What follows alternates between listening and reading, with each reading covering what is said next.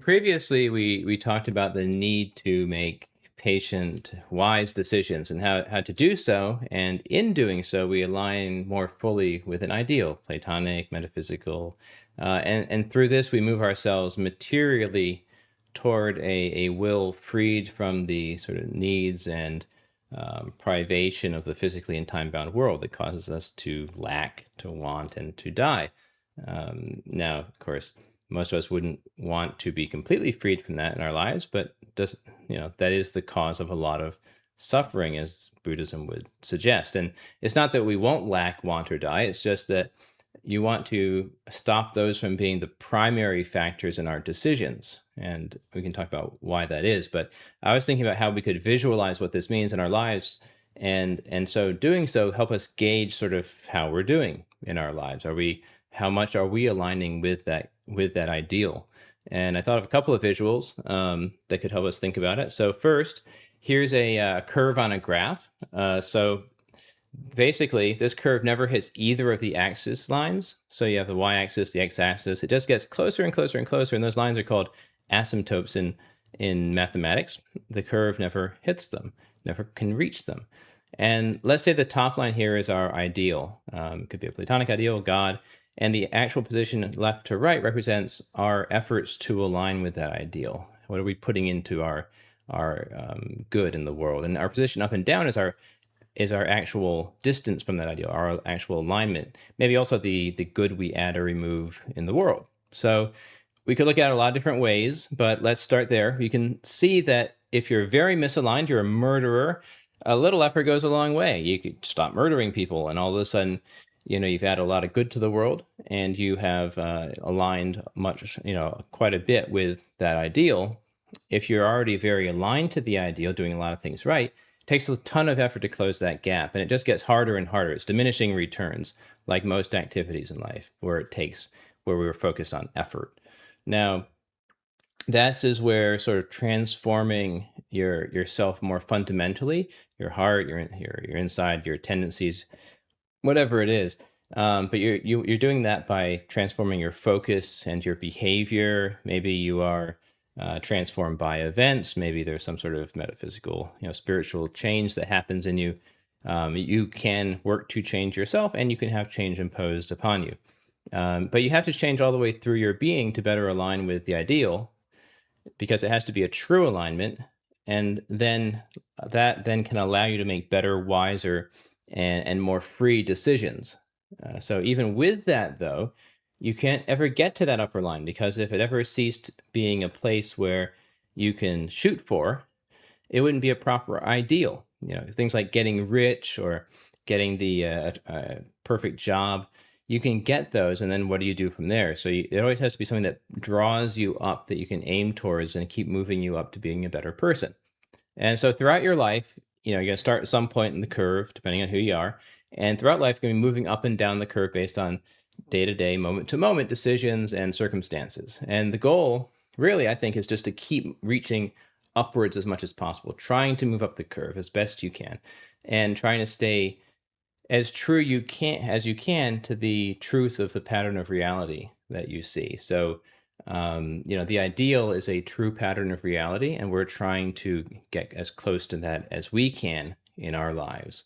And you can imagine that each day there's a certain amount above the curve, that's our distance from that ideal, and a certain amount below the curve, and so your goal is to say, all right, each day that amount is put into two piles, and at the end of your life, maybe you're just seeing how much is above the curve and how much is below the curve, and that's telling you, did you do more good or less good in the world? And at the end of your life, is there more in the above pile or the below pile?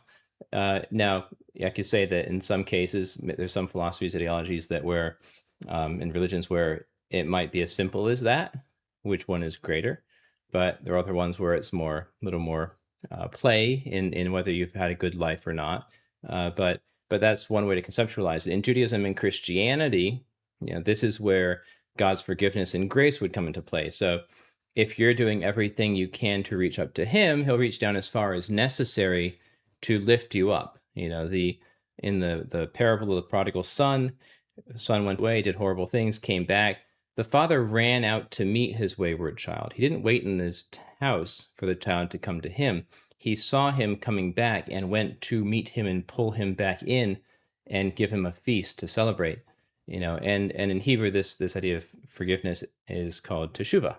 And just like we forgive our children their mistakes because we of our love for them, and in doing so, we love them into fully formed and well-formed people as best we can as flawed humans ourselves. You would imagine that a loving God, a loving creator, would forgive any mistakes we make if we recognize it and realign to avoid doing it again, because we are all children by comparison to what would be an omnipotent being, right? Society may not forgive us, but a father would and a mother would, right? So in some Eastern religions, this distance between the curve where you are and the ideal could impact reincarnation or whether you have a dissolution of self and these sorts of things. But let's think about how this impacts your decisions, which impacts your life's trajectory. So we can agree that there's some ideal life based on the body you're born with, the location, family, culture, the random events imposed on you, all these things that happen to you in life that you don't choose. But to achieve that ideal life, you have to make all the ideal decisions every step of the way.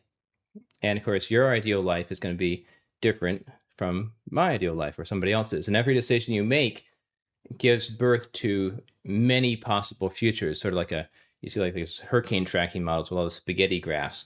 Every decision fractions into a bunch of other possible decisions. And it's just this continuous thing all through your life. So if you choose a path that isn't the best one, yeah, there's no guarantee you'll get back onto that ideal life path. You probably won't. But it also means that every moment of your life, you can start choosing the best path you can from that point as best you can. Trying to align yourself with the good and patiently and wisely considering which path to take, slowing down and thinking carefully and calmly about it. And it's reasonable to think that if you start in a better place in life, whether in a good family or with a strong mind or other advantages, that you would perform greater and more beneficial actions in the world. It says, "To whom much is given will much be expected," but we know this often is not the case because of how people are.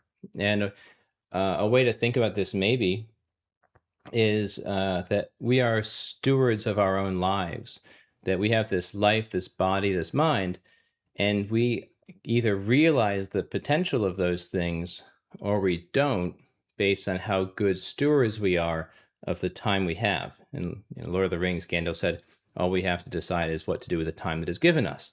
Some people have great potential, and perhaps theirs is the greater risk because they have more that they could do in the world. I'll end with this somewhat random thought. What is true is real, and what is false is not. This is sort of axiomatic, but you're trying to align with what is true. So if you're subjugating your decisions to things that are not true, if your free will has been dominated by hunger, lust, greed, media, politics, society, ambition, how much of your decision is really yours at your core? And how much of that would you kind of jettison if you could really see where that proclivity, where that tendency came from, its source and its nature laid out plainly on a table in front of you? It might not be much you at all, or maybe it is. Anyway, thanks for hanging out. Take care.